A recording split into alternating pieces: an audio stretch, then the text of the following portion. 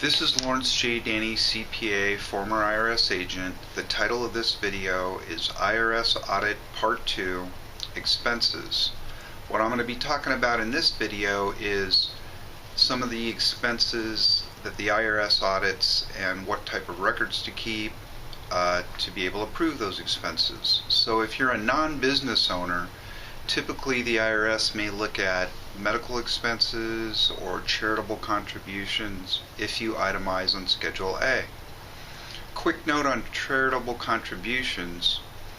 Typically clients come to me and say, well, I gave $20 a week to church in cash. Problem is, if you don't write checks and have a record of those checks, IRS is going to disallow it. So write checks for all charitable contributions.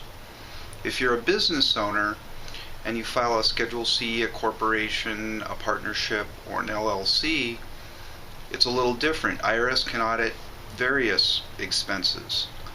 The standard you should know about is that a business expense is deductible if it's ordinary and necessary for you to conduct that business. I'm going to go into three areas to give you a heads up.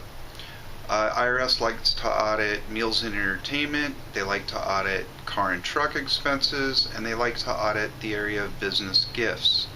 Let's talk about business gifts real quick. There's a $25 limit per gift, per taxpayer, or family that you're giving a gift to. A lot of people balk at this because if someone refers you $5,000 worth of business and you give them a $25 gift, what can you really buy them for $25? Problem is, that's the rules, that's the law, so keep that in mind in regards to gifts. With car and truck expenses, there's nothing in the Internal Revenue Code that says you cannot reconstruct an auto log. So if you get audited, what you want to do is use your calendar as a basis, look at all your receipts, and tie in to maybe meals and entertainment, going to Office Depot to get office supplies, and keep meticulous records. Put in how many miles per day, put in the specific addresses, and that's the auto log. For meals and entertainment, you want to keep records of who you dined with, what your primary business discussion was, and what your business relationship was to them.